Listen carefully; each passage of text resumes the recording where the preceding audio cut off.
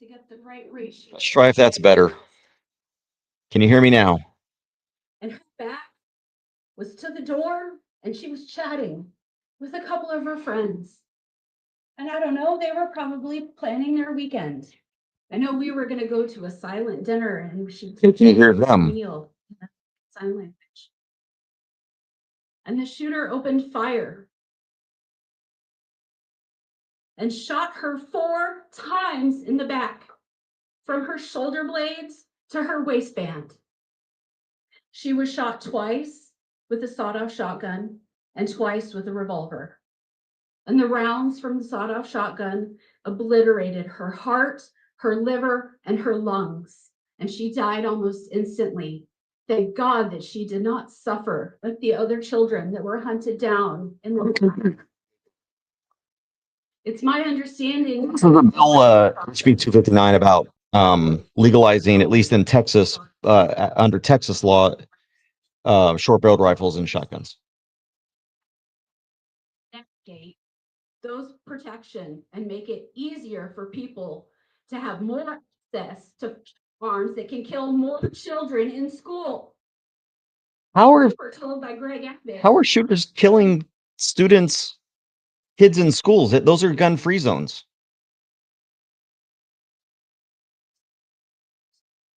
Impossible. You can't kill somebody in a gun-free zone with a gun. It's like it's a giant force field. Thank you. Any questions? Wow, she's angry. Wow, look at her giving that eye. Wow. I know this is some emotional testimony here, and I appreciate that, but please refrain from the comments, please. Thank you, Ms. Harvey. Mom's the man actually have a big presence there today.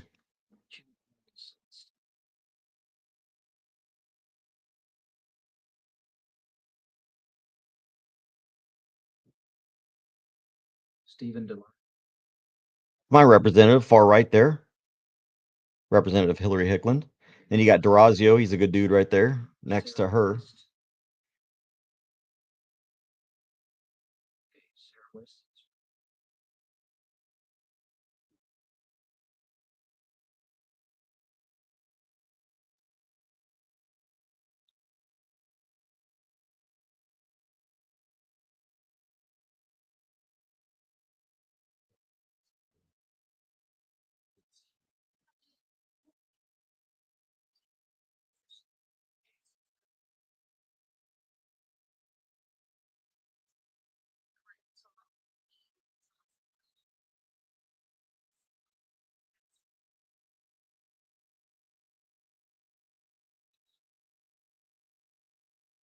All right, here comes the butt.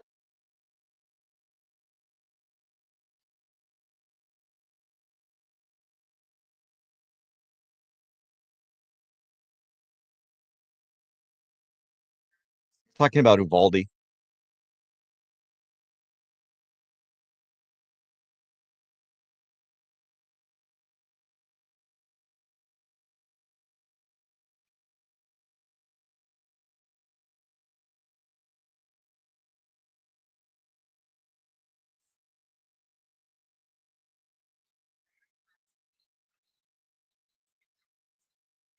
By the left. Wait, no sound all of a sudden?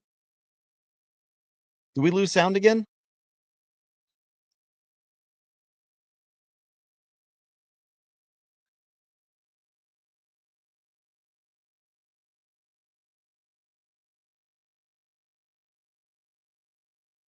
No, it was a short-barreled shotgun.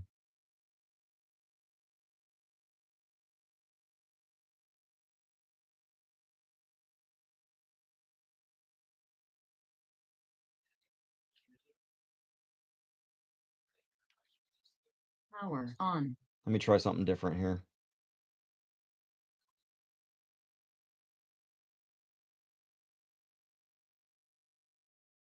Connected.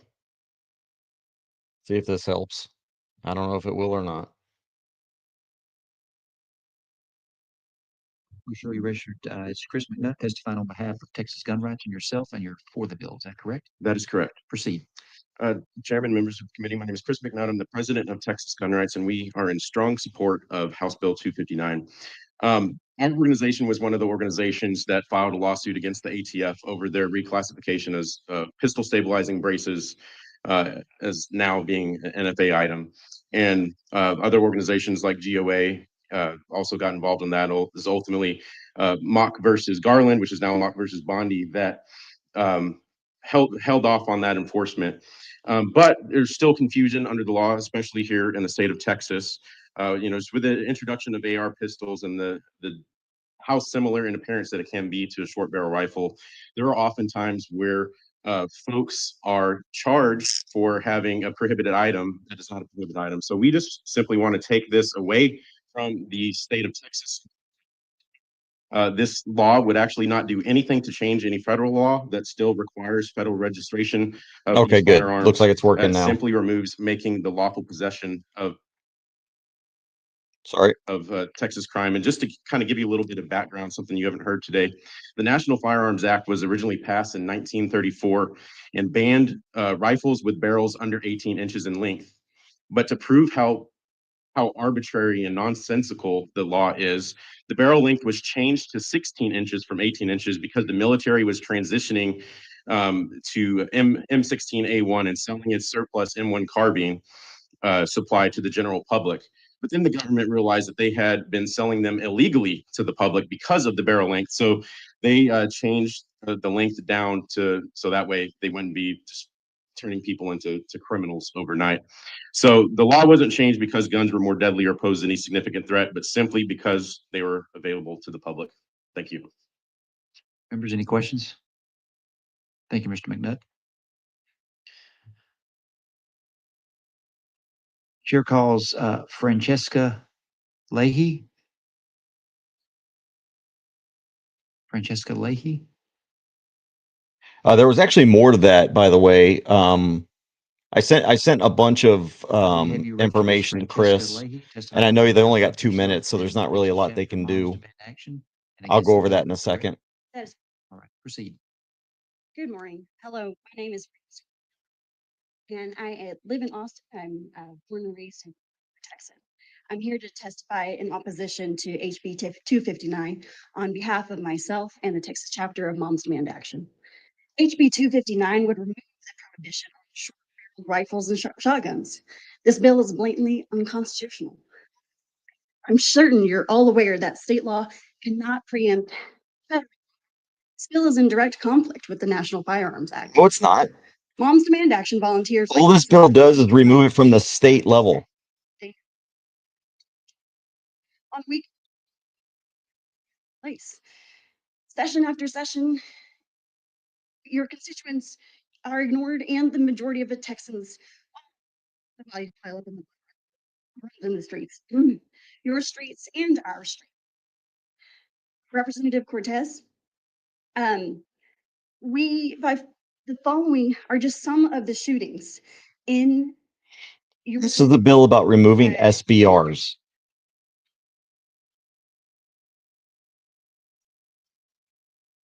occurring in Representative Cortez district that are perpetrated by shooters under 21 since the start of 2019. This bill has nothing to do with the age limit. By the Gun Violence Archive, an unnamed 15-year-old male was shot by a teenager. An unnamed 14-year-old male was shot by a teenager. It's impossible. They can't have guns. They're too young. Killed by a 20-year-old male. 17-year-old Julian Jr. shot and killed by a 19-year-old male. 15-year-old Ted Dean Johnson Jr. was shot and killed by a 19-year-old male. An unnamed 21-year-old male was shot by a 16-year-old male. 25-year-old Novita. So what she's saying is laws don't work. So Killed by two 14-year-olds, two 17-year-olds. she's saying the laws don't work. An unnamed 41-year-old male was shot at by two 14-year-olds, two 17-year-old males, and a 15-year-old male. Thank you. Thank you for your testimony. Battery low. Oh, shoot. Let me plug this in here.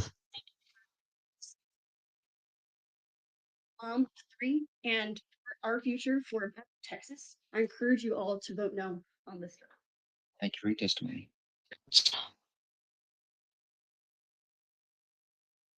Robin Breed. You're going to hear a lot of nonsense today from Moms Demand Action. But what this bill does, all it does is it removes short-barreled rifle from the prohibited weapons in Texas under Texas law. It doesn't change federal law. So she lied. Okay, let's change the record here.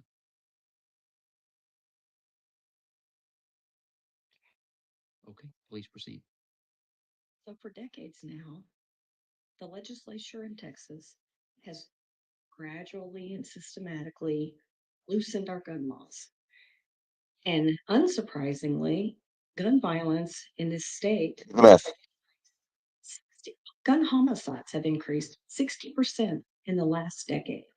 We are now infamous for having 5 of the worst mass shootings in the nation. I don't have to name them. We all know them by now. So I really am confused. I'm surprised you're confused. They should be called gun dense. Moms Demand Action for gun density. Your constituents dying and being They're dying in gun-free zones.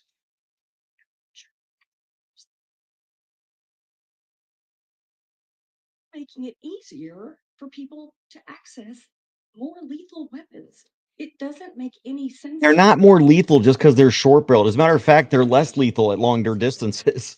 Moron. Here as to how many children. Impossible. Those are gun-free zones. Education. In 2023, 381 students were disciplined. 350 students. Again, this bill has nothing to do with that. Kids who bring in their guns that you can do that. What else can they do? Make a bill that says this is a super gun-free school zone? You've already got what else are they going to do? You can't be a 14-year-old with a gun, period, unless you're hunting with an adult. So there's already a law about that. There's already a law about having guns in schools. What more does she want? Thank you for your testimony. Like a super gun-free zone? Chair calls Molly Bursey. They don't understand this. Like, oh my gosh, kids are dying in school. You could be doing something about that. Well, we already did. It's a gun-free zone. Have Moms Demand Action for gun sense in America and yourself, and you're against the bill. Is that correct? Please proceed. Good afternoon. My name is Molly Bursey. I'm here speaking on behalf of Moms Demand Action and Every Town for Gun Safety, as well as for myself in opposition to 259. I was looking at this bill, removing the prohibition on short-barreled rifles and shotguns, and just wondered, who wrote this? Whose constituents are calling your office Hey. asking that short barrel? Us. Thousands and thousands of Texans. Oh, there you go then. Representative Pearson. Those 31 sponsors represent about 150,000 Texans each. And wow, what? Yeah. King, Safety. do you expect the Supreme Court to make these weapons legal across the country? Is that the grand design here? They already have. They already have. The Supreme Court has already legalized short-barreled rifles in US v. Miller. What are you thinking? While you focus on this asinine bill that will make Texans less safe, Wow. the data provided by the Gun Violence Archive. Oh, here they go. According to our own data, that's like police saying we investigated ourselves and found no wrongdoing. 20 and 21-year-old Diana Alvaron killed in an unnamed 4-year-old was killed by an 18 and 19-year-old in Sour Lake. An unnamed 16-year-old was shot by a 17-year-old in Silsbee. 19-year-old Jeremiah Grant was killed by a 19 and 20-year-old in Silsbee. Why don't you talk about what all those were? Gang violence. Look at that guy right behind her. He's kind of like smirking. He realizes it's BS too. For your testimony. Members, any questions? Thank you for being here. I'm surprised Canales is being so quiet. Chair calls Emily Taylor.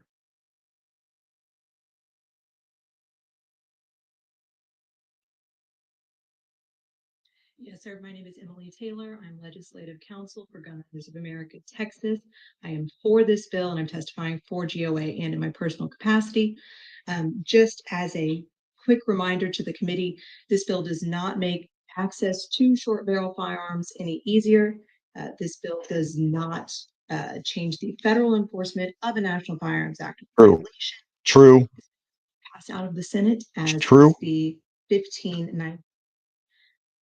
Supreme Court, in fact, will likely make these items legal perhaps before we see each other once again in 2027. We have our New York State Rifle and Pistol Association versus Bruin case, which imposes a very strict constitutional standard on any bill that restricts the Second Amendment rights of Americans.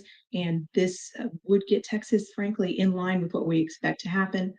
With that, if you have any questions about Texas law or the National Firearms Act or the practical enforcement of these matters, I'm happy to address those. Members, any questions? And they just want to get through all this. Thank you for being here. They're being quiet today.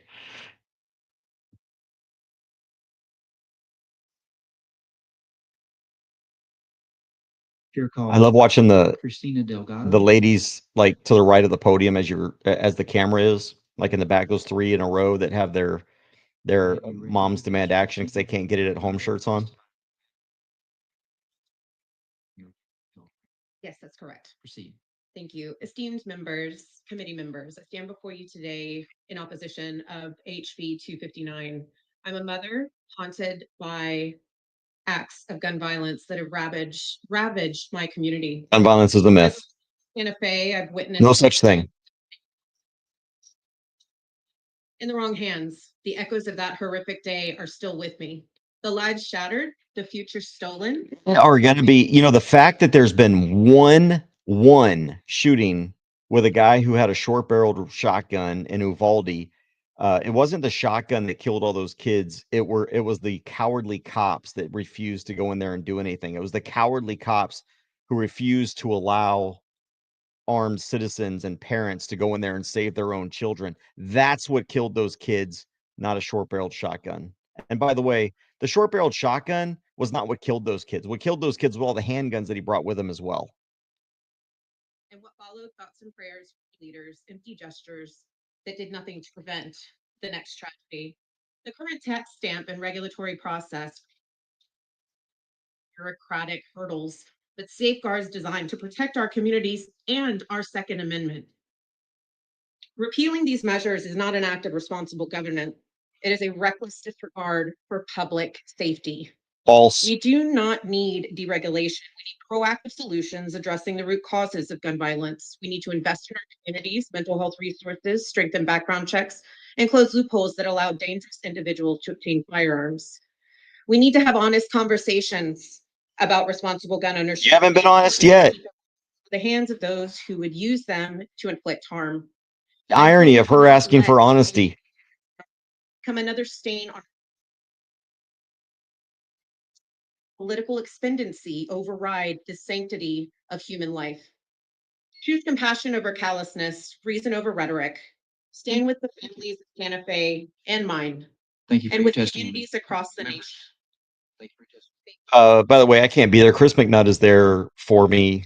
I'm taking care of my wife today. We had a surgery, and or she did. So that's why I'm not there. Otherwise, I would be there. I hate that they scheduled all these bills. They would do that. They scheduled all these bills on the day I can't be there. Oh, there you go. John's there. He's good. And you're for the bill, is that correct? Oh, he just triggered a lot of people with that handgun. 259. 259. Yes, Yes, sir. and short and sweet. People don't seem to understand anymore the definition of the Second Amendment. Real well. Look at the lady in the back shaking her head. It means what's. And Yes, it does. She's sitting there shaking her head, saying, no, it doesn't. Yes, it does. I feel for the families that have been involved with violence, but the answer is the ability of people to defend themselves or others. Amen. Still. Members, any questions? Thank you for your testimony. Show Representative McLaughlin present. Is that We sure that's who you are? You look different. Yeah, wow. Give us a warning next time.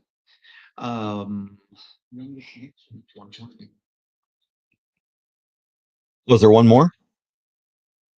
Chair calls Michael Cargill. Oh, hey, all right.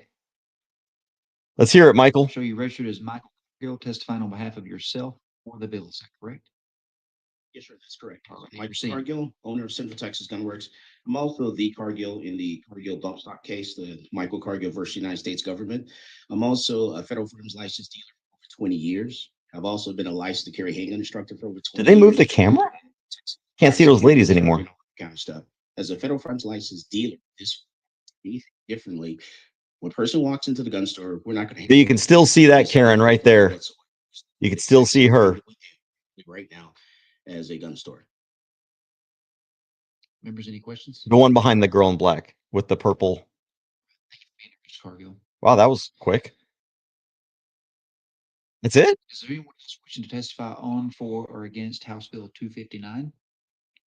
All right, let's see what the next one is. Chair recognizes Representative Hayes to close on the bill. Thank you. Thank you, Mr. Hayes. Let's go out, get shot or killed. But the reality is, it's 2000. She's all shaking her head. No, it doesn't. Openly carry pistols, rifles, and shotguns.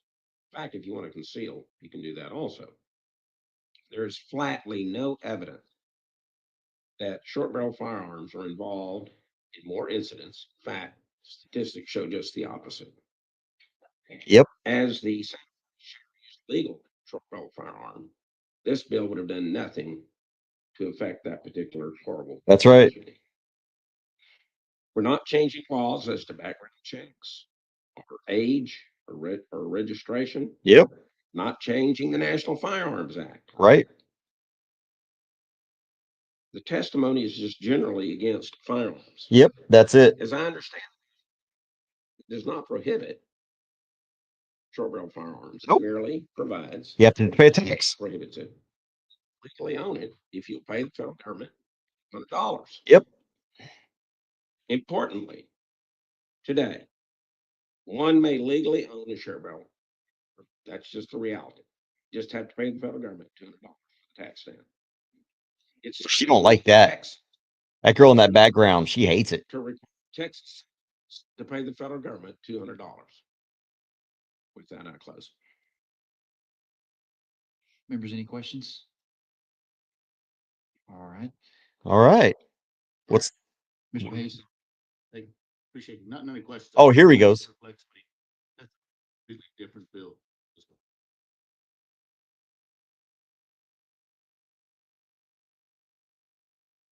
Wait, what? What did he say?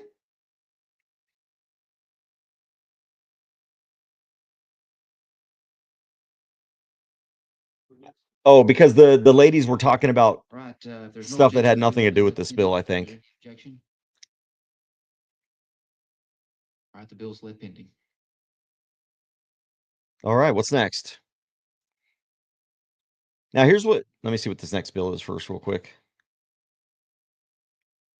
Chair lays out House Bill 2771 and recognizes Representative Hayes to explain his bill. Thank you, Mr. Chairman. I might mute this one. There is a committee sub. There were two bills filed that dealt with the same principle.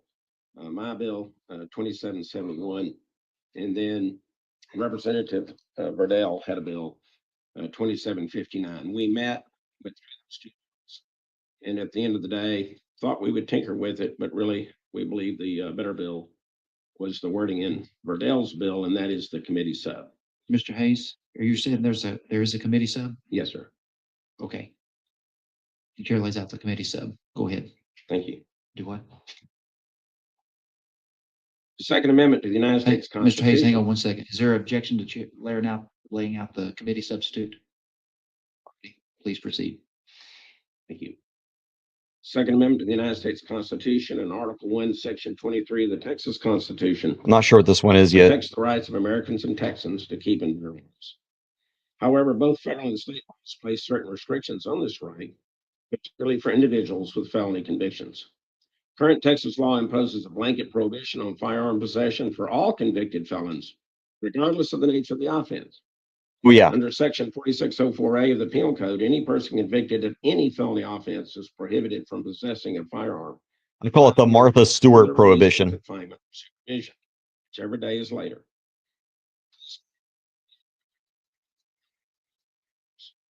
At their home premises. This restriction applies uniformly again to all felons without distinguishing between violent offenders who may pose an ongoing threat to public safety and nonviolent offenders who committed crimes unrelated to violence or weapons. This blanket prohibition affects individuals convicted of nonviolent offenses such as certain drug possession charges, financial crimes, and other felonies that do not demonstrate a propensity for violence or DUI. indicate a risk of public safety. The current law fails to recognize that many nonviolent offenders may have otherwise been law-abiding citizens both before and after the conviction. The committee sub for House Bill 2771 amends Section 4604A of the Penal Code to refine the scope of firearm possession restrictions for felons convicted of violent felonies. Yep, that's the way it should be. Say specific All list right. of serious crimes. So that's a very good one. What I want to do is I'm going to cut him off for a minute because I want to bring up that last bill that they were talking about, HB 259, and go into a little bit more depth about how stupid the law is about banning short-barreled shotguns. So in 1934, the National Firearms Act was passed. It was also ruled unconstitutional because it was unconstitutional. The Second Amendment was very clear. So what they did was they redid the National Firearms Act in 1968, but the original one banned or defined short-barreled shotguns as or rifles. Hang on, I don't hear what Canales is saying here. Amphetamines would then subsequently be able to carry a firearm. What do you have? Do you have an opinion on that? Well, I may have a difference of opinion there, Representative Canales, but I know that that is an area that you're pretty up on. So I will take seriously with what you have related. But if you look at the list of criminal provisions that are limited or that are provided right now under that particular section of the property code, I'll give you an I don't example. believe I'm seeing cartel quantities drugs as being one of the continued cases. Degree felony drug offenses would not be excluded under your bill.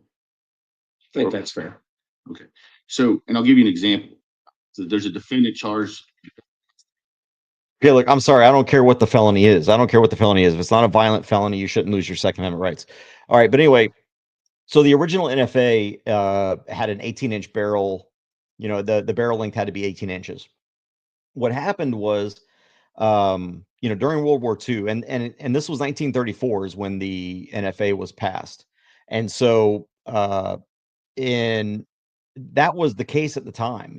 There were really no rifles at the time. There were some here and there, but for the most part, they all had 18-inch barrels. So it wasn't a big problem. During World War II, and as you know, that started in 41, which was 7 years after the NFA was passed. World War II, they finally started fielding the M1 Garand and the M1 carbine. The carbine had a barrel length of 17.75 inches. So it was technically, if you were to use, now granted, the federal government is exempt from the NFA, but if you were to use that metric, those were short-barreled rifles. So during World War II is when short-barreled rifles came into common existence in the military. And what happened was at the end of World War II, and then you had, of course, the Korean War, but then during the Vietnam War, they started transitioning to the M16, the M16A1, and the M16A1 so they started selling off all of those M1 carbines, the old Garands, right? Both the carbine and the longer level one. I'm sorry, I love that the woman in the back there is just getting so triggered. It makes me so happy that she hates freedom so much. But so the government started selling off all of their surplus carbines and M1s. And then they realized a little bit later, oh crap, you know what? we just sold all of these short-barreled rifles to the general public, and now millions of Americans have these short-barreled rifles and could be felons because they never got a tax stamp for it, because those barrels are 17.75 inches. So what did the government do? They didn't say, oh, you guys have to register it because those are deadly weapons. No, they just said, you know what? We're going to change the law from 18 inches to 16 inches. There we go. That should cover all the M1 carbines, right? So then the military transitions to the M16A1. Then they transition to the M4, but and the all these other, they've got short barreled shotguns and all this other stuff. So what the law didn't change because these are more deadly weapons. I kind of want to see what I don't really care what his argument is. He's trying to argue why nonviolent felons should not have their gun rights back. Now, one of the things that the leftards, I'm actually surprised they did not bring up was the US v. Miller case. And the US v. Miller case is 307 US 174. And again, this was 1939. And I want to quote you kind of the case here was that the appellant had a short-barreled shotgun, just possession. Didn't even use it in a criminal act. It was just possession. And the Supreme Court, well, let me, before I even get to what they held, keep in mind that the appellant Miller did not have any representation at the Supreme Court. There was no evidence presented on behalf of Mr. Miller. There was no evidence presented by his attorneys, nothing. The Supreme Court worked without a record. And this is what they said, because they even brought that up. In the absence of any evidence tending to show that possession or use of a shotgun having a barrel of less than 18 inches in length at this time has some reasonable relationship to the preservation or efficiency of a well-regulated militia. So they said that there was no evidence presented that these short-barreled shotguns had any, quote, reasonable relationship to the preservation or efficiency of a well-regulated militia. We cannot say that the Second Amendment guarantees the right to keep and bear such an instrument. Now, keep in mind, it said we can't say that you have a right to keep and bear a short-barreled rifle without any evidence showing that this is in common use in the militia. Now, this was, of course, before the Bruin case and the Heller case and the McDonald case. As you know, the Heller case made it the Second Amendment is an individual right. The McDonald case was in the home, that you have a right to have a gun in the home, that it can't be infringed upon. And then you've got Bruin, which talked about history and tradition regarding firearms. And so that's literally what they said. Look, I mean, nobody's presented any evidence that these things are in use in the military. And so the court goes on and it says, certainly it is not within judicial notice that this weapon is any part of the ordinary military equipment or that its use could contribute to the common defense. So that was the Supreme Court in Miller's case, because I'm actually surprised that the gun grabbers out there in the red, the commie red shirts didn't bring up US v. Miller, because they did at a previous hearing in the Senate on this bill. And at the time in 1939, as far as I know, the military didn't really use short-barreled rifles or shotguns. Now, let me tell you about what is, quote, ordinary military equipment today. And again, this is just a bill on felon in possession, so don't worry about that. Did they move to a different one? Hang on. Address an issue that with Representative Hayes and All right. Anyway, let me tell you about what's in ordinary military equipment today. So the M1 carbine had a 17.75 inch barrel.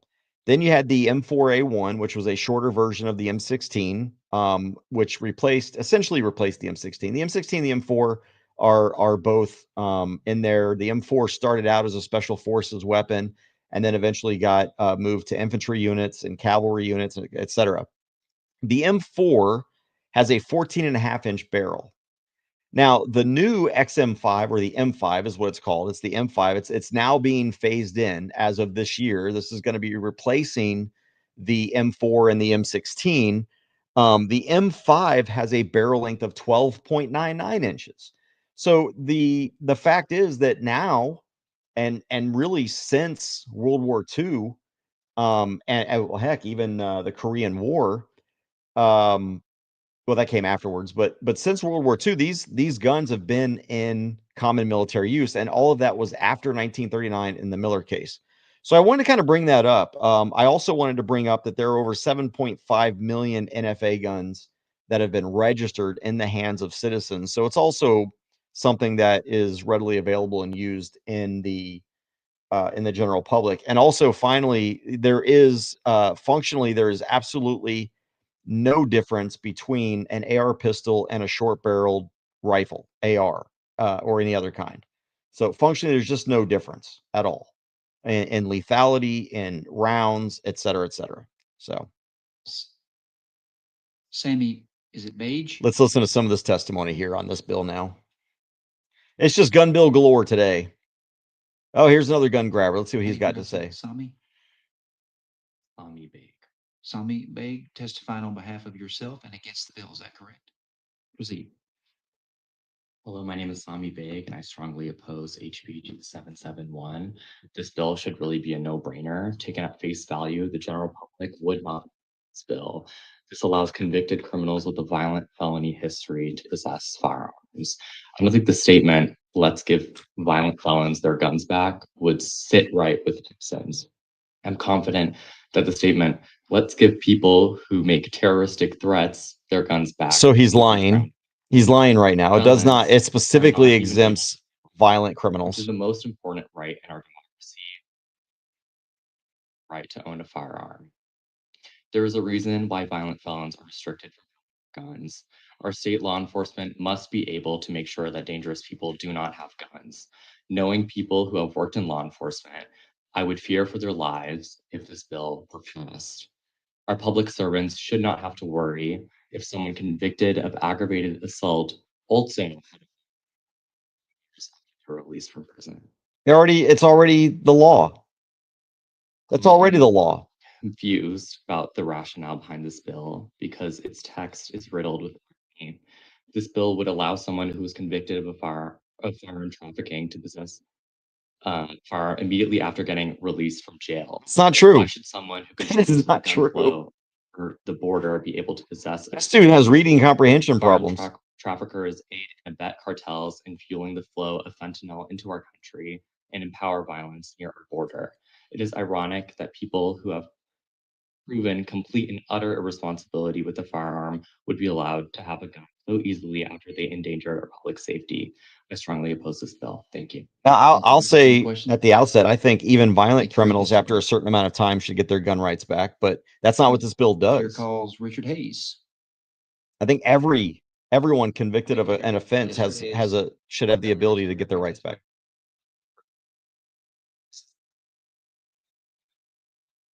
Proceed. This is in the wake of New York State Rifle and Pistol Association v. Bruin. That's our supreme standard by which we judge Second Amendment infringements. If something is implicated, it's within the ambit of the Second Amendment, presumptively it's unconstitutional. The burden on the government to demonstrate based on the text of the tradition that this is something that would be legitimately regulated. Richard Hayes is a good dude. I like him.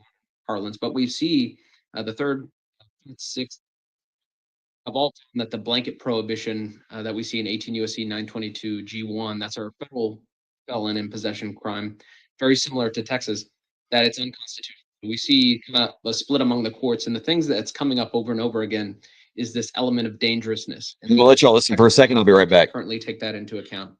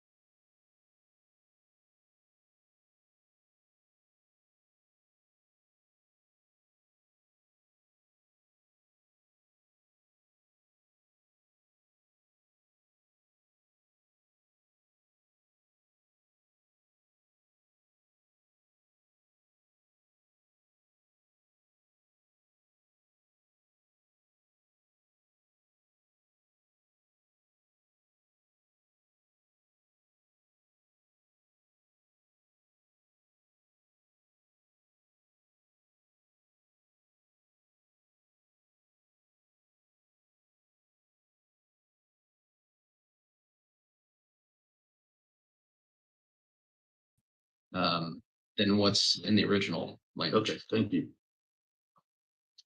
And then it has that blanket prohibition. So if there's any felony crime for use or attempted use of force, then it would get swept up.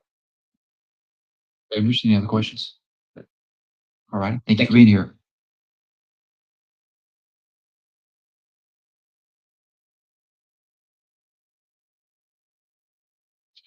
Chair calls Stephen DeLine. Stephen DeLine is registered against the bill, not testifying. Chair calls Sarah West. Oh, here we go again. Okay, Sarah West is registered against the bill, not testifying. Oh, okay. Chair calls Molly Boyles. All right. What do you I'll want? show you registered as Molly Boyle. Hmm? Family Okay. violence, and you're neutral. You want to just text me what county and I'll go get it? You're okay. So please proceed. My name is Molly. The statewide coalition of domestic state in your district. The reason I am testifying on the bill is the concerns we do that as the substitute is being navigated. I do want to say we have grave concerns about it as it stands, and I want to highlight some things for you to consider as you review the substitute. In our state, in just the past 5 years, 1,000 Texans have been murdered, primarily women, primarily shot and killed. Wait, isn't that a crime? Firearm 500 times. Having a car increases your risk of getting in a car accident too.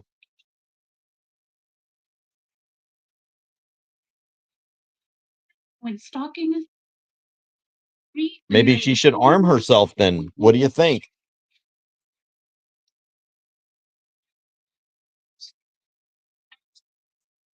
we ask you to have eyes on these.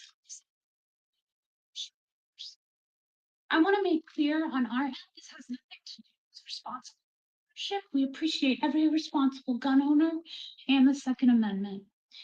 This isn't about ensuring we do not support a firearm in the hands of a person when, to quote our Supreme Court, an individual poses a critical threat to the physical safety of an intimate partner. Again, as it pertains to survivors of violence, we ask you to have your eyes on the shift that 3604A removing the felony and including a new list would have for them. Certainly, the shift has the ones I just mentioned, but we would ask you to analyze it critically. We stand ready to work. Okay, that's like I'm looking at this welcome to North Korea. I understand what you're saying. I mean, and obviously you know I'm an attorney. But saying that there are no lawyers, only bar licensed attorneys, it's like saying there's no such thing as a barber except a barber licensed attorney. There's no such thing as a plumber except a plumbing licensed attorney. I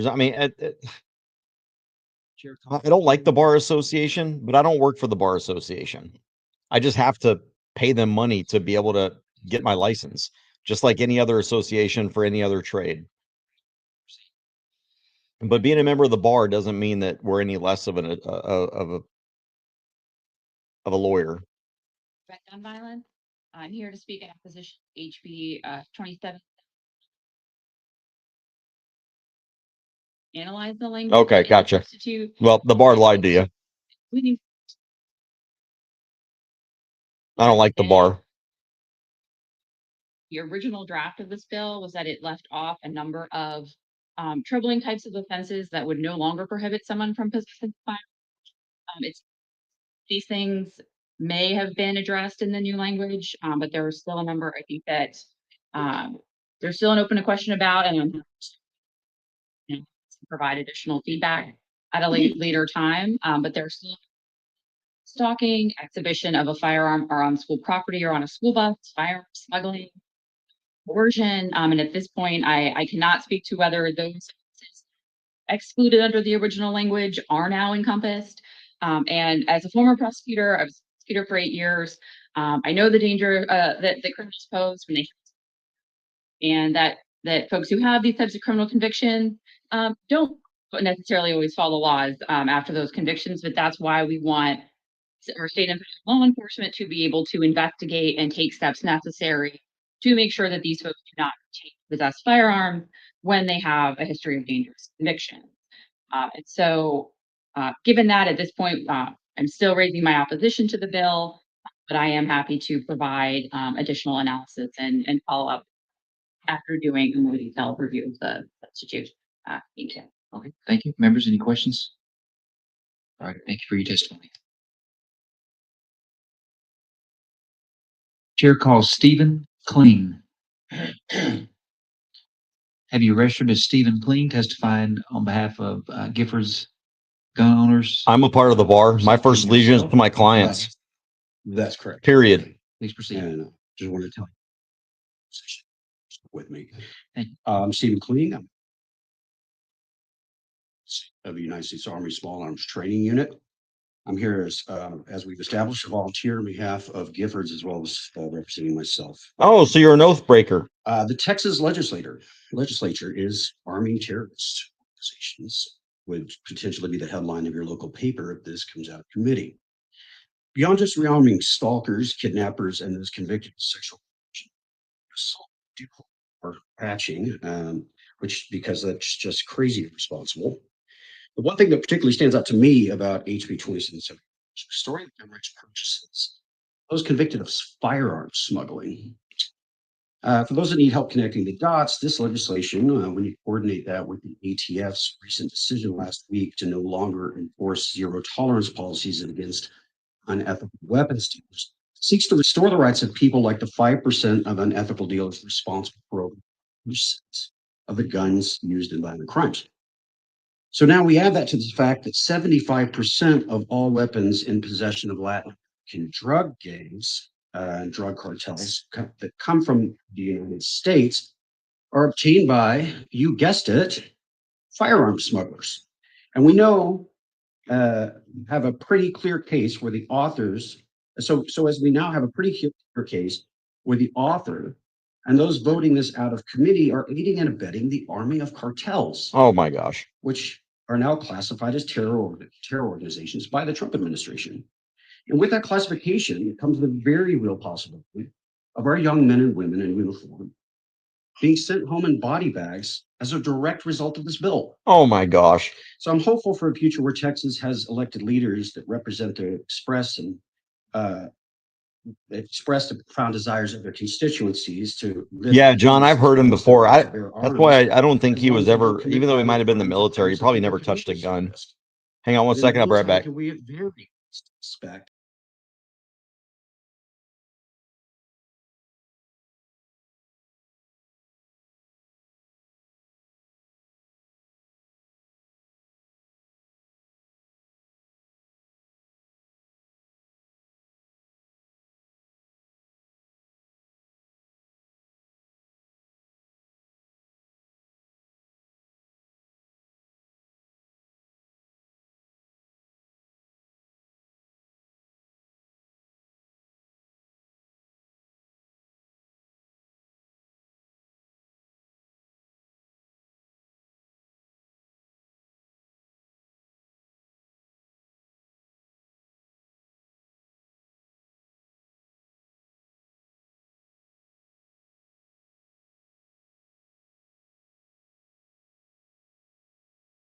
Assume that I'd have a conversation with a representative before I assume something like that.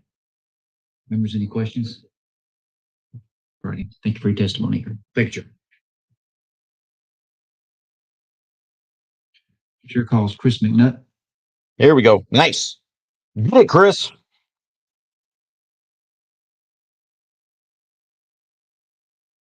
Show you registered as Chris McNutt, testifying on behalf of Texas Gun Rights and yourself and for the bill, correct? Yes, that is correct. All righty, proceed. My name is Chris McNutt, and I am the president of Texas Gun Rights, testifying in strong support of House Bill 2711. House Bill 2711 simply restores the firearms rights for nonviolent felons who are legal to carry under federal law 5 years after they've completed their sentence, including parole or probation. We firmly believe that anybody that is not a threat to society, does not pose any threat to anybody, and has served their time should have all of their rights restored. And I know Mr. Womack gave his personal testimony here earlier today. I've actually spoken with him about his situation, and unfortunately, I'm sad to say that we receive testimonies like that from people all of the time working for gun rights. So in many cases, a lot of these folks are older than I am when they had, their path of issues in their youth.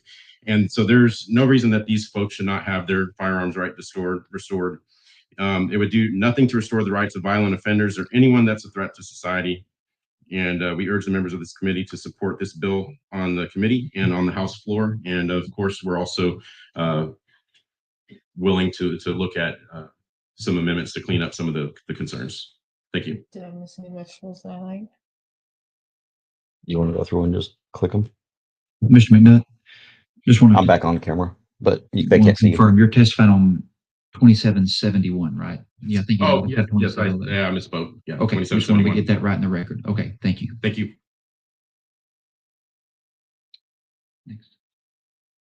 Oh, he's got to sit next to the mad mommies. Chair calls Nicole Golden. Oh, here we go. This will be good. She's always ignorantly spoken. No audio. Okay, What? we have you registered as Nicole Golden. Wait. Testifying on behalf of Texas Gun Sense and against the bill, correct? That's correct. Thank you. All righty, proceed. Hi, Chairman Hefner, Vice Chair. Committee members. You lost audio? Gun Sense, speaking in opposition to HB 2771. I kind of like Aaron Erk was saying, I haven't seen the sub, so I will, admit Oh, I'm okay. speaking on the original bill, so take that into consideration, please. But HB 2771, in the form that I've seen it, would significantly narrow the list of felonies that prohibit firearm possession. Under current state and federal law, individuals are disqualified for any felony, while crimes such as murder and sexual assault would continue to disqualify gun possession in this bill. This bill would strike crimes including stalking, aggravated assault. Stalking's not a violent crime. Hell, I had a client charged with stalking just for protesting a city manager. I think it wasn't the crime in danger. In 2023, 205 Texans were victims of intimate partner or stalking homicide. State laws prohibiting firearm possession for dangerous offenses authorize our law enforcement to enforce federal prohibitions, but just imagine the scenario for a moment. John Doe has been convicted of stalking. We know he's dangerous because a history of violence is a notable predictor of future violence. He's standing outside his victim's door, and a law enforcement officer is called. Under current law, the officer could disarm John Doe and protect the victim from serious ongoing harm. If this bill passes and only federal law applies, that law enforcement officer could not disarm that stalker, leaving that victim in grave danger. Imagine another scenario. John Doe has been convicted of exhibiting a firearm on school property. He's now carrying a firearm around the neighborhood of a school, and the school community, students and teachers are alarmed. If the school contacted the police, they cannot disarm that individual. I don't believe that the committee should or could support these outcomes. However, we know that and we were concerned with this violent ones. We'd be happy to work with you on improvements after looking at this up. Thank you for your Thank you testimony. very much. Members, any questions? Righty. Thank you, Ms. Golden. Appreciate it. Chair calls Robin Breed.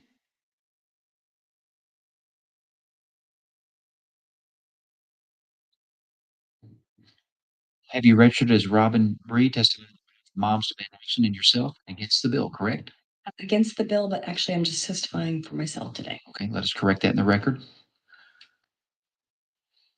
Probably because she realizes she's about to go off and make everybody All righty, proceed. even more embarrassing than normal. Very interesting that the guys that are here today testifying in favor of this bill are pivoting now. Like they talk a lot usually about law-abiding citizens. And now they're pivoting. These are law-abiding citizens. These are people who have, after a period of time, have not committed any crimes. You said that you understood what Representative was trying to. And I don't. I think it's, we're supposed to be this law and order state, right? And being a felon If you did, like you suggested, Representative Canales, if you got convicted of a drug conviction, it's a judgment thing. It doesn't matter that you're necessarily shooting somebody or violent. If you are a convicted felon, you don't have good judgment. And it's not worth risking anyone to return guns to you. I'm sorry.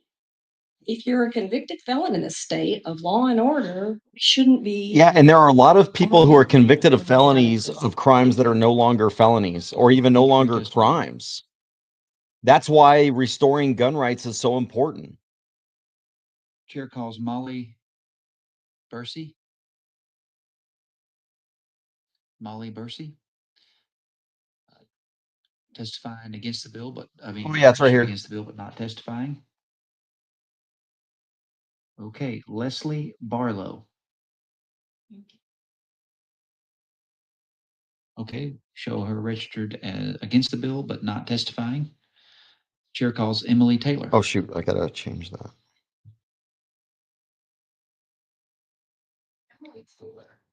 Yeah, it's her. Thank you. It's that Emily Taylor.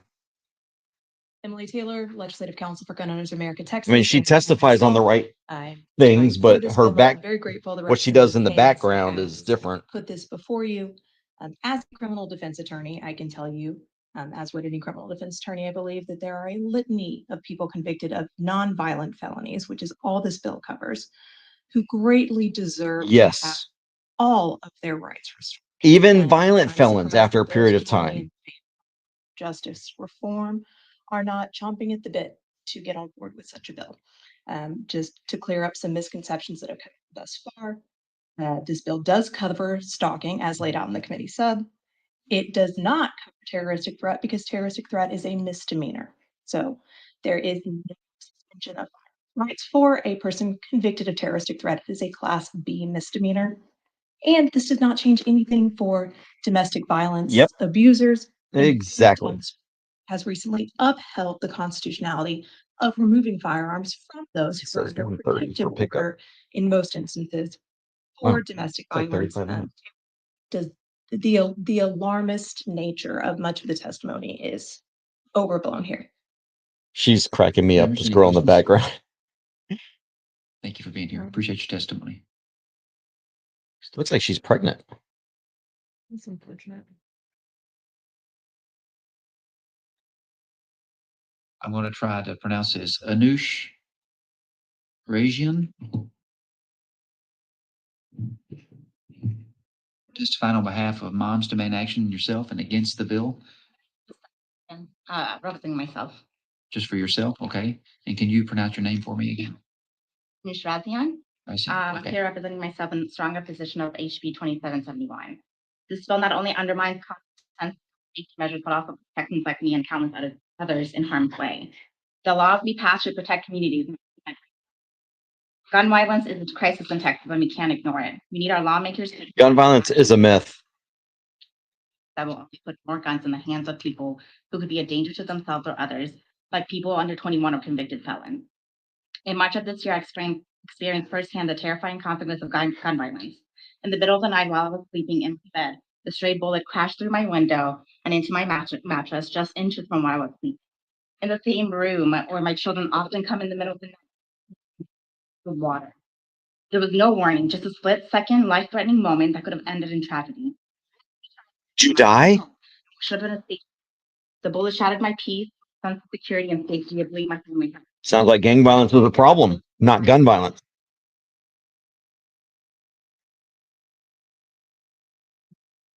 If my bed was lower to the ground. Now under HB 271. That's Mark LaHood. He's a good guy. And that's Mr. Hayes. This is a felony charge. A felony charge in this instance would not stand in their way. It goes even further. This bill could open the door for individuals with violent or threatening behavior, including stalkers, to have access to guns.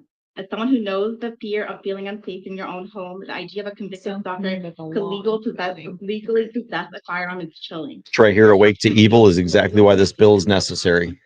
I am lucky to be alive, but no one should have to count on luck when it comes.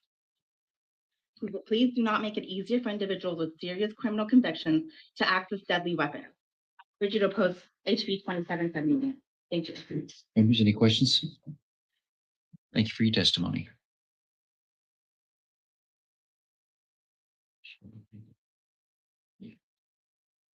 Chair calls Shelley Eager or Egger. We have you registered as. Oh, it's her. Shelley Egger. It's the one that keeps making all the faces in the back. So I'm sure this is going to be enlightening, folks. Holy cow, she's an attorney.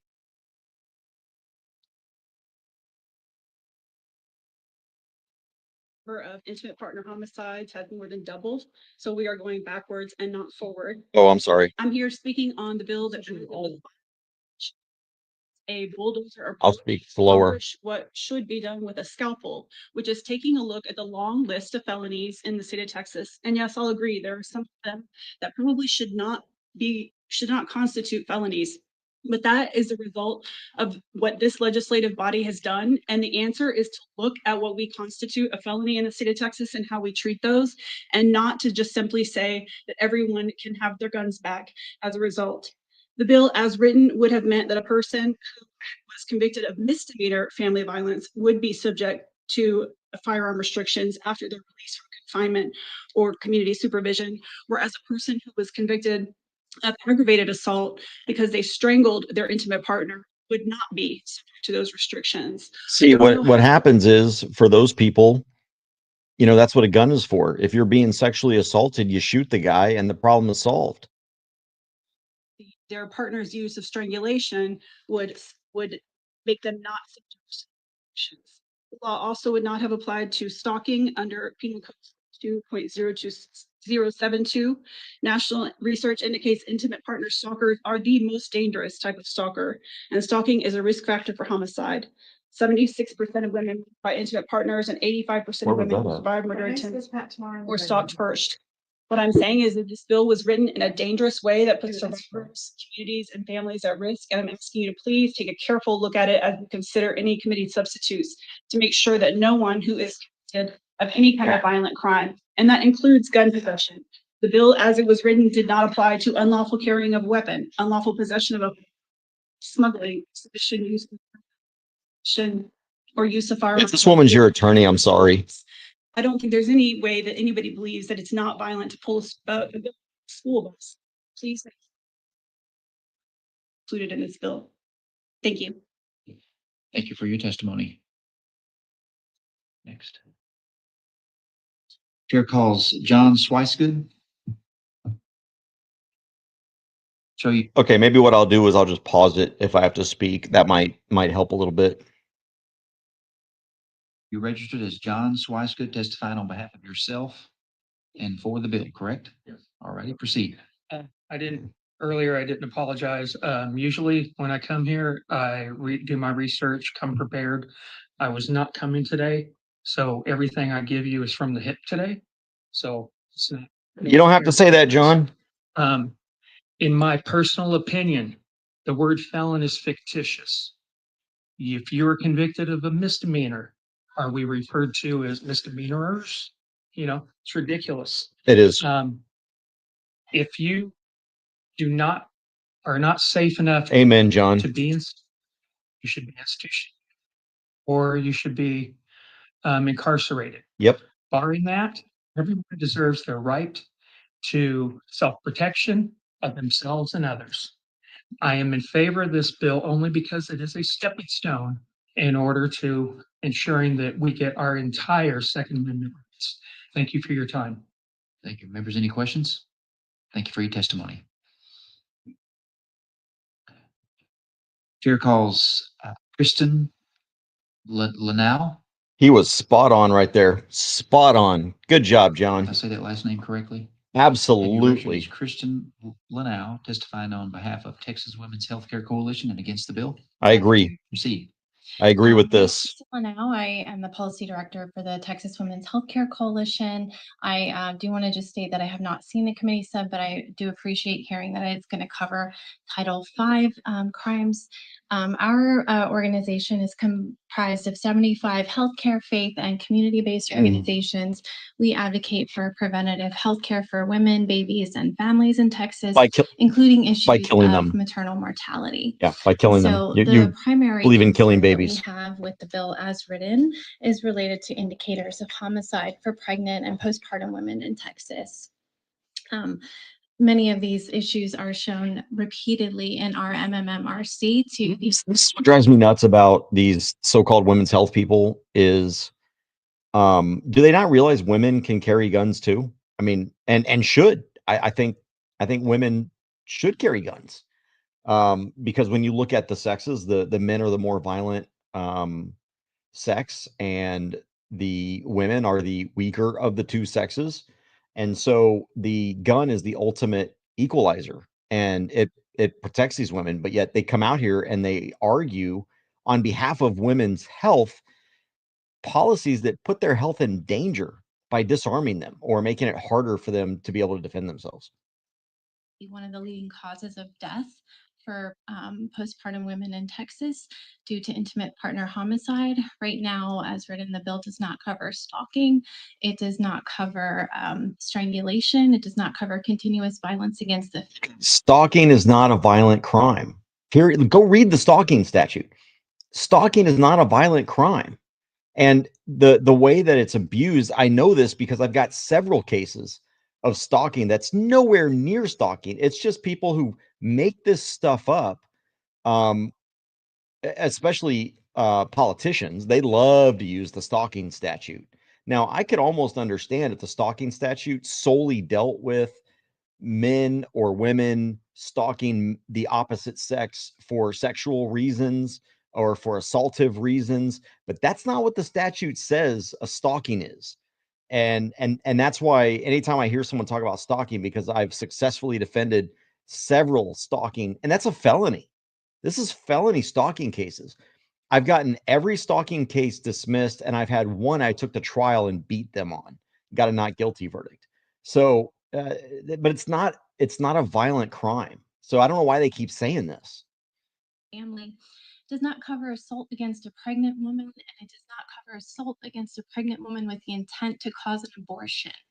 And so there are many reasons that we have concerns with that, including that someone who is engaging in those behaviors is very likely to continue to try and perpetrate homicide in our state.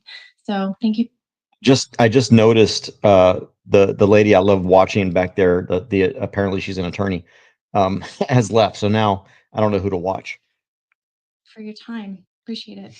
Members, any questions? Oh, and this is funny too, because that's Chair calls Carmen Morales. the lady in the green dress used to be the NRA spokeswoman. Sit next to Moms Demand Have Action you registered as Carmen Morales testifying against. the Montgomery County District Attorney's Office and yourself and against the bill? Against the bill, that's correct. Okay, please proceed. Oh, here we go. Here we go. Prosecuting attorneys. These people are the problems.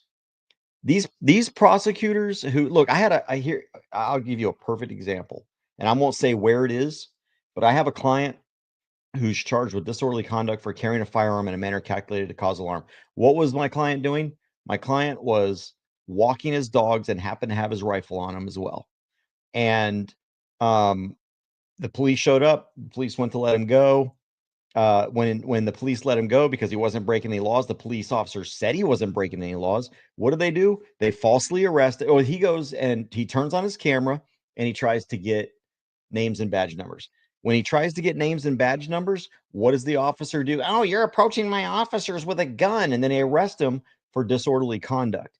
I talked to the prosecutor when this initially happened, and she says, well, I don't think anyone should be allowed to carry a gun, that kind of a gun in public. And I said, well, it doesn't matter what you think. The law doesn't care about your feelings or your personal opinions.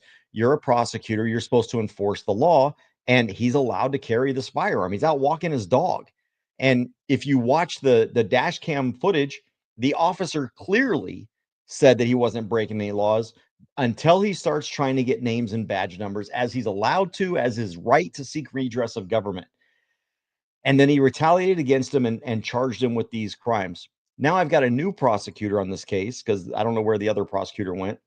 Had a conversation with her the other day, and this argument about, oh well, we'll just let a jury. I'm like, what do you mean let a jury? If you watch the video, there was no crime.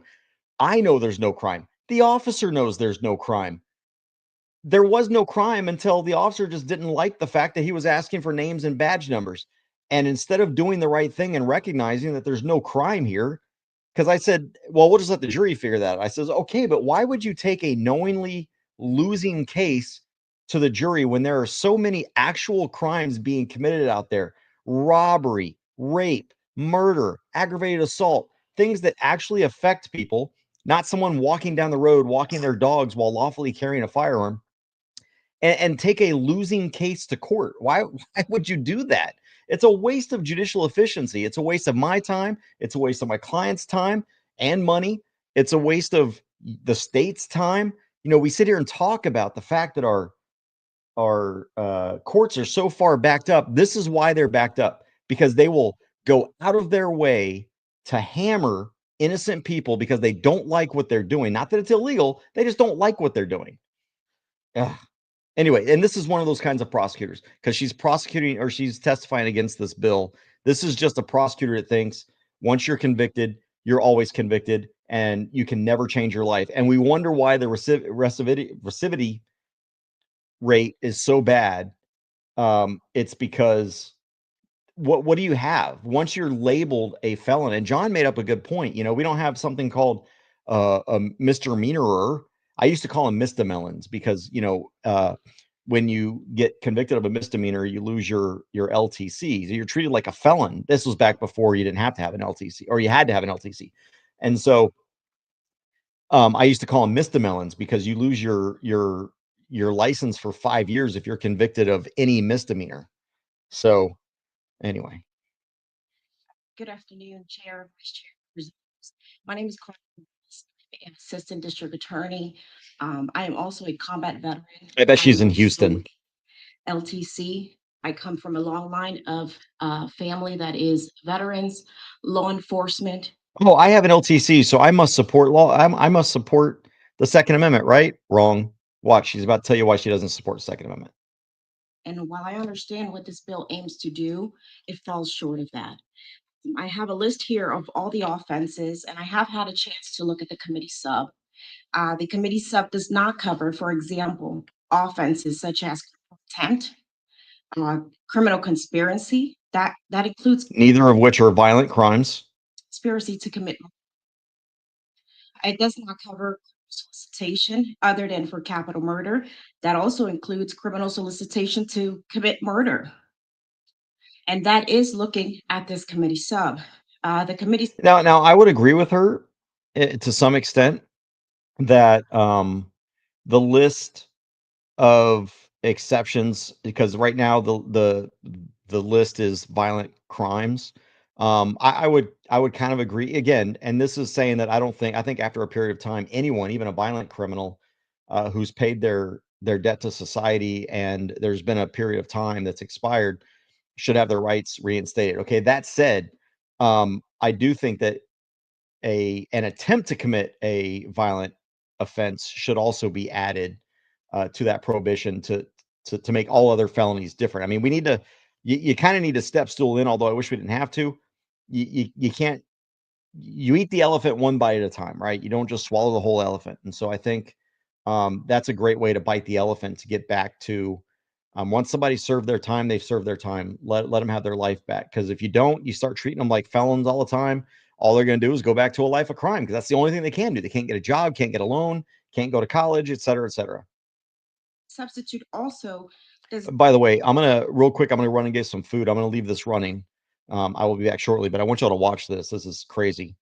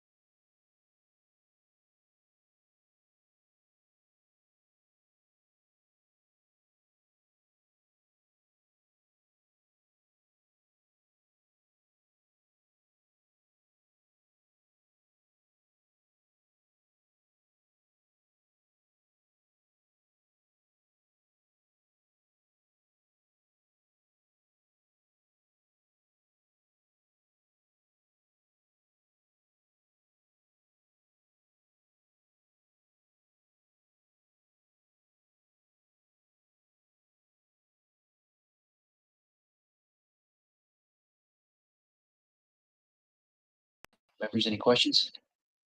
Thank you. Chair calls Heather Kennedy.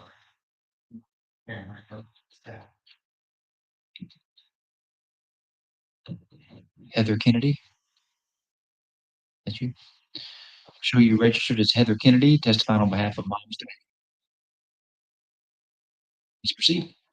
Hi, my name's Heather Kennedy. We're testifying. I want to be myself in Texas chapter moms to me schools and other sensitive places, including my firearm and all sensitive places, including schools, hospitals, and government. Moms to Me in Action volunteers like myself body's continued insistence on weakening the meager gun safety. Session after session, you ignore us, your constituents, and the majority. And the blood runs in the streets. Your streets, our streets. The following are just some of the shootings perpetrated by, according to data provided by the Gun Violence Archive.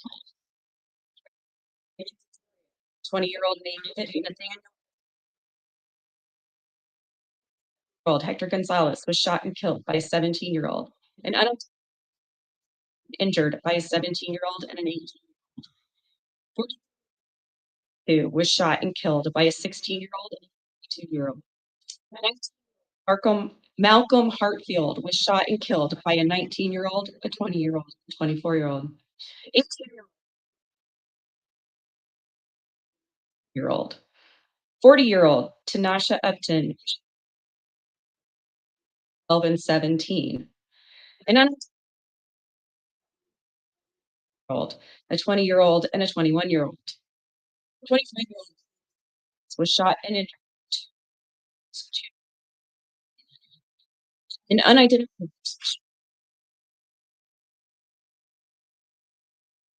stop this madness, whether they are armed,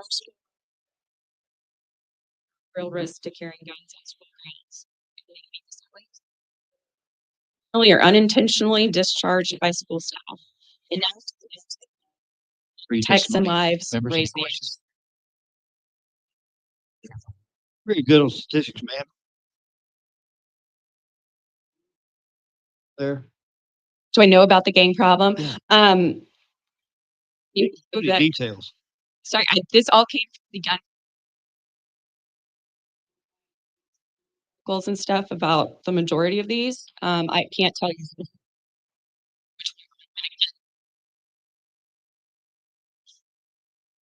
It's 20. Chair calls Chris.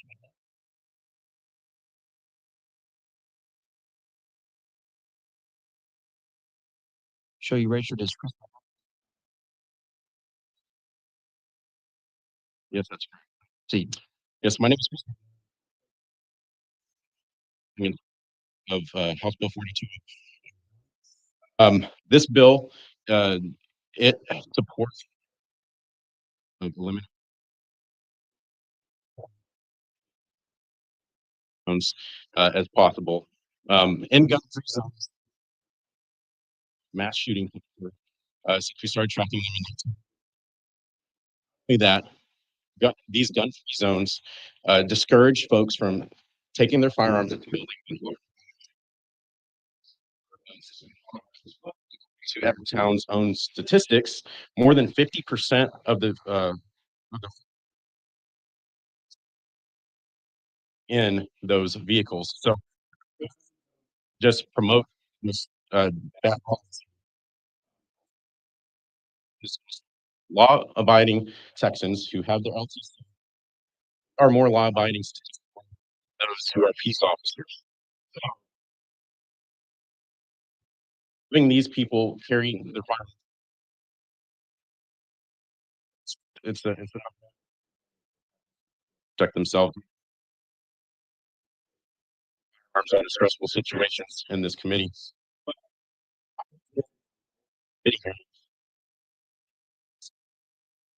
Here's where there have been many tensions that their tension has been high, and I can guarantee you that it's arms, and this is one of the safest rooms in the entire building, and you're not going to have anything going off here. So there's families with LTCs to be able to go to restaurants, to be able to go vote, to go pick up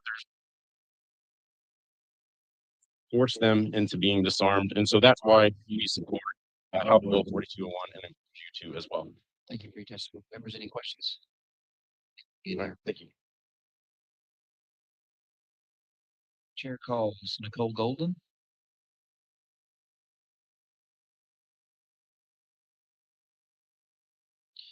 Show you registered as Nicole Golden, testifying.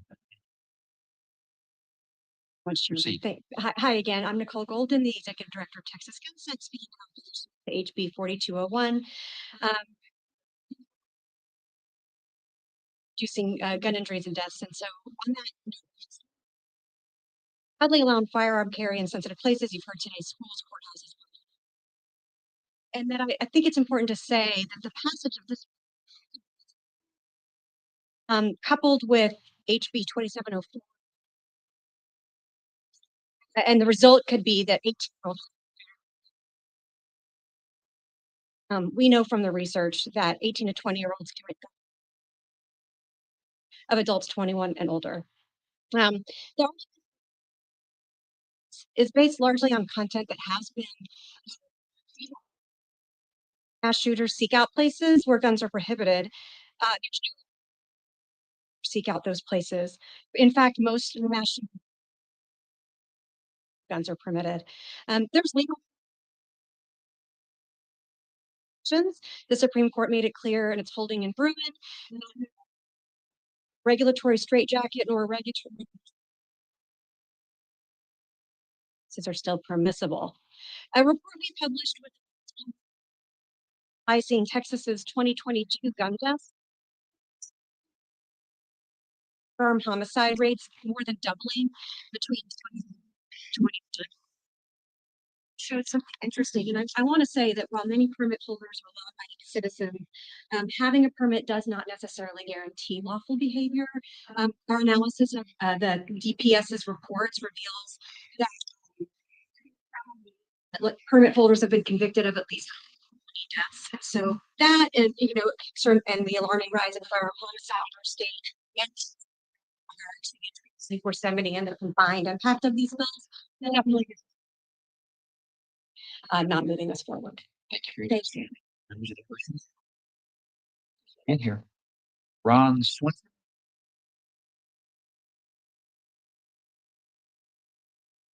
Okay, we have Ron Swinson testifying as neutral as a resource. Oliver Johnson.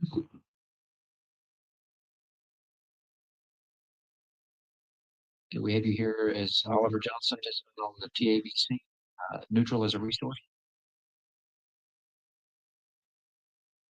Of enforcement, and I am here to testify as a resource witness. Members of the question to the resource witness. Okay, thank you for being here. Thank you. Appreciate you.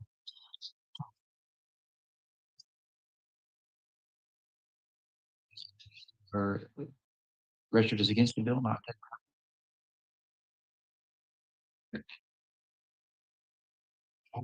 Bercy. Okay, we'll show her registered against the bill, but not testifying.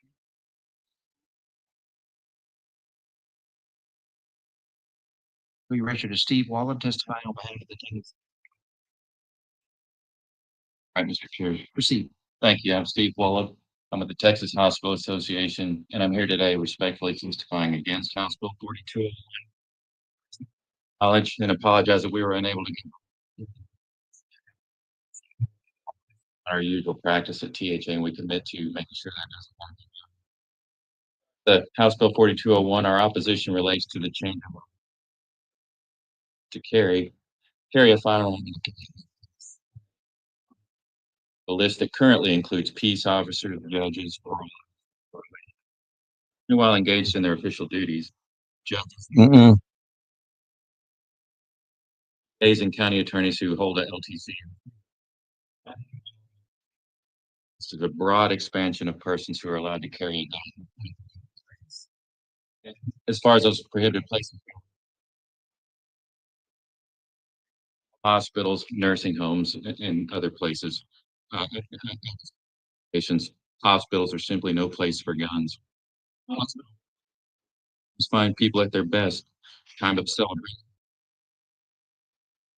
on life through life-saving treatment, but unfortunately, they're on their worst days, enduring physical pain and of a loved one or experiencing a mental health crisis. Their loved ones surrounding them. Certainly, I don't have the data. Hard to imagine that guns Happens all the time in public. facilities are places of healing. Other times are places for guns, except in those very narrow. Since holder bringing a gun into a hospital property is a law itself. We believe it's good policy and should remain the law. Thank you. Thank you. Members, any questions? Thank, Sheriff Linebacker. Your mic's not on. What are those very narrow consequences that you talked about? Of persons who can carry in a hospital, those that are enumerated in statute, that list that I ran down, peace officers, certain parole officers, assistant U.S. attorney, DA, those people. Thank you for your testimony. Thank you. Chair calls Robert Mueller. Hey, there's Kyle. Kyle's got to sit down. There he is. Have you registered as Robert Mueller testifying on behalf of yourself? Oh, geez. He's a Unitarian pastor, I bet. Opportunity to testify against House Bill 42. I'm Robert Mueller. I served as a pastor in the Senate. Communities like mine are hotspots in the plague of gun violence that we're experiencing in our nation. State. I'm also a lifelong speak within desire, But Second Amendment right, But- rather to urge you to balance rights with appropriate levels of responsibility regarding firearm ownership. the responsibility is you don't shoot somebody unless it's warranted. I'm a high school teacher. I'm here. My son's texted me multiple times when his school has been on lockdown. The level of fear and uncertainty is enormous. The tragedy of Uvalde's Robb Elementary shooting. Law enforcement itself could not establish an effective chain of command. LTC carriers would be outside that chain of strategy for neutralizing. Campus has a weapon, and allowing anyone with an LTC to bring that weapon on campus to alert or advise the leadership of the campus will only increase that confusion. A well-intentioned civilian might neutralize the threat, leading to They think law enforcement are that stupid? loss and death. I believe it is not responsible to allow anyone campus, and that trained law enforcement and sanctioned law enforcement alone should have that on school campuses. Therefore, I urge you, please, to vote against HB. Thank you. Members, questions? Thank you for being here. Chair calls Emily Taylor.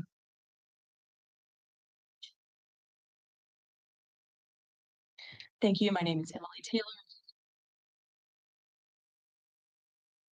As a firearms attorney for this bill.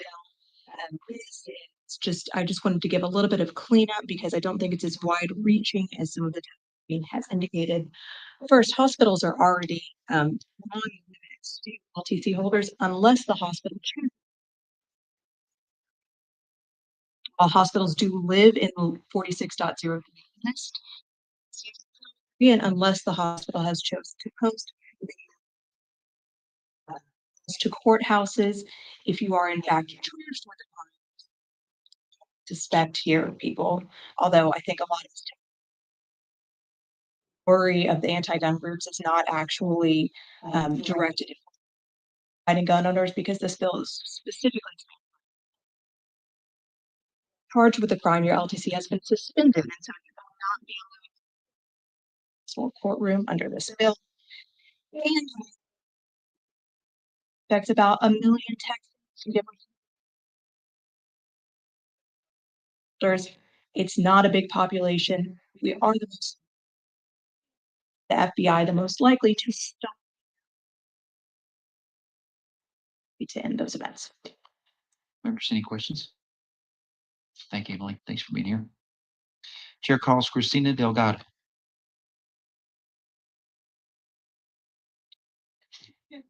Christina Delgado.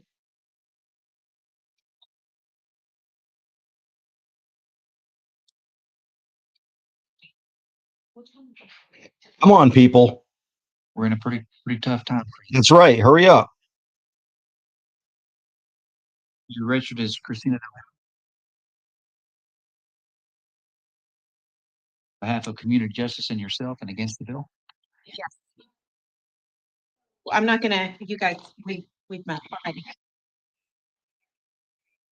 But again, just gonna reiterate, you know, discussing, in that, you know, we should be moving in the direction these acts of violence from happening. And especially speaking from personal experience, we need to have more Why? help to prevent and make it more difficult. It just seems wild that we just want to have should be protecting our most vulnerable. Wait. That's why I'm opposed to the bill. You sit here talking about not wanting guns in a place where we need to be protecting our most vulnerable. That's exactly what guns do, is protect our most vulnerable. Obviously, gun-free zones aren't working. Thank you for your testimony. Thank Chair you. calls John Swicegood. Registered as John Swice. Representing C. Representing myself, I am First Policy Coalition, Gun Owners America, Texas, Gun Rights, Open Gary, Texas. Just wanted to get that out there. I love this bill. Once again, it is a stepping stone in order to getting all of our rights. Is the audio still messed up? More violent happens in free zones.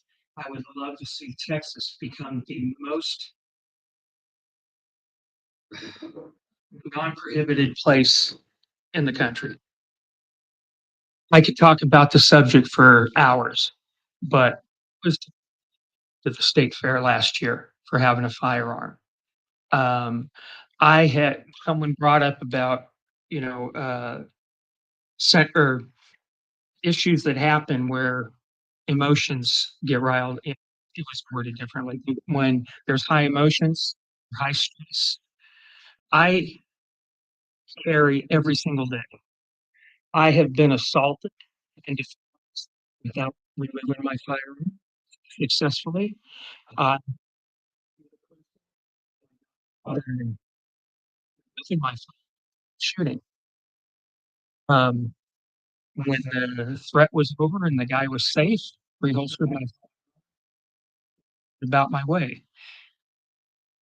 Firearms have been far too restricted in our state and in our country. I love the testimony of the fact that having sensitive or having gun-free zones prevents us from somewhere. My job prevents me from carrying regulatory with me to work because it's federal custody. So I have to find other means in order to do my job. This entire country become Thank you a for your country where testimony. we have gun-free zones. Thank you. Any questions? Right. Thank you for your testimony. Okay, the sound should be fixed. I'm hoping the sound is fixed. Let me know if you're still having issues.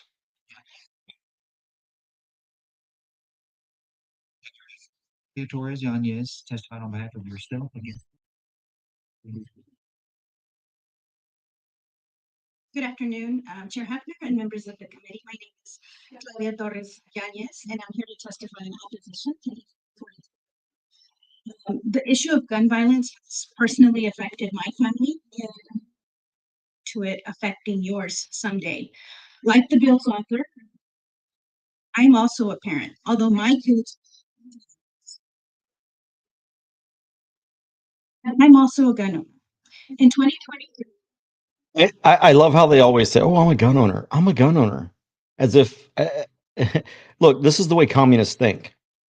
I support gun. Look, I have a gun. Yeah, but you want to be the only one to have a gun.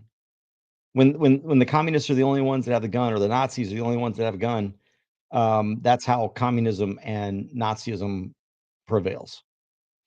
my 3 children were in the vicinity of shooting.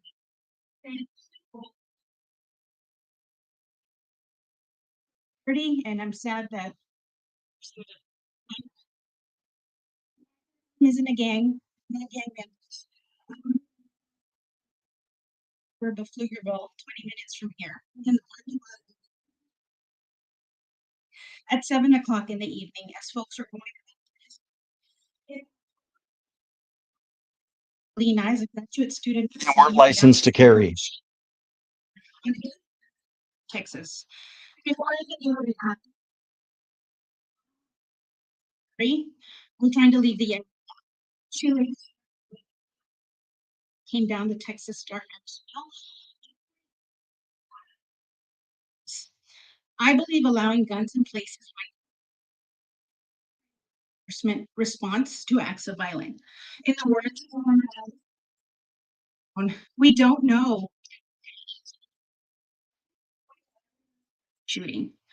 I understand the education code may prohibit carrying in schools. Oh, I see what's going on here. Code is revised to allow. Let me try this. I don't know why it keeps cutting in and out like that. All right, I'm gonna try this. Thank you for being here. Chair calls.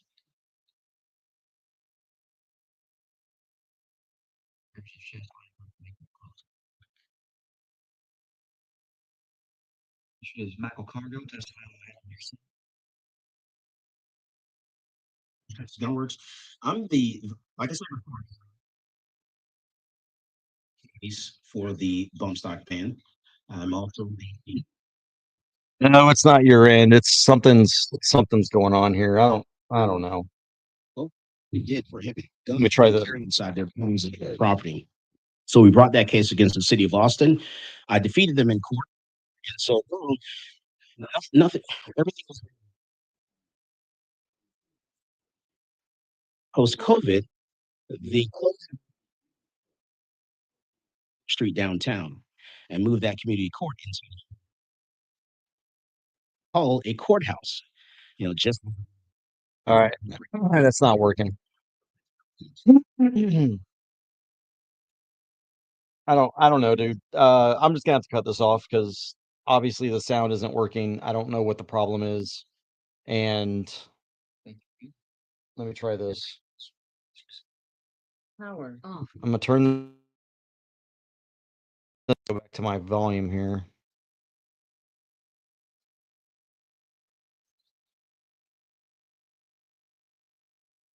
Yeah, I think they're about to end anyway.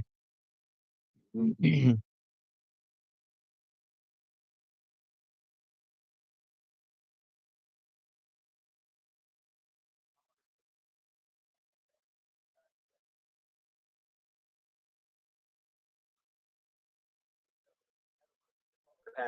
me know if this is still not working, Don.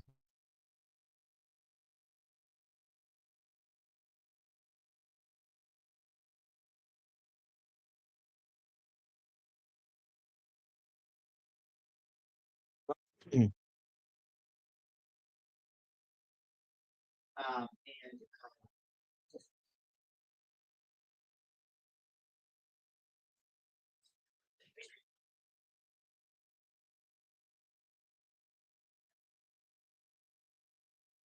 Yeah, sorry, the sound is all messed up. It pisses me off.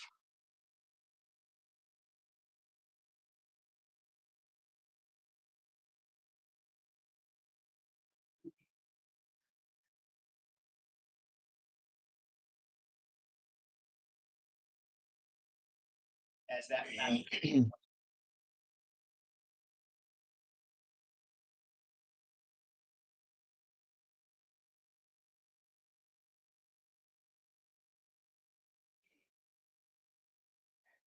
All right. I don't know. All right. I'm just going to end it.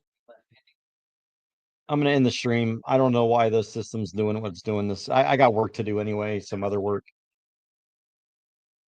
Oh, they're going to recess anyway. So perfect timing. Maybe I'll try to figure it out. You guys take care. Be safe. Be free.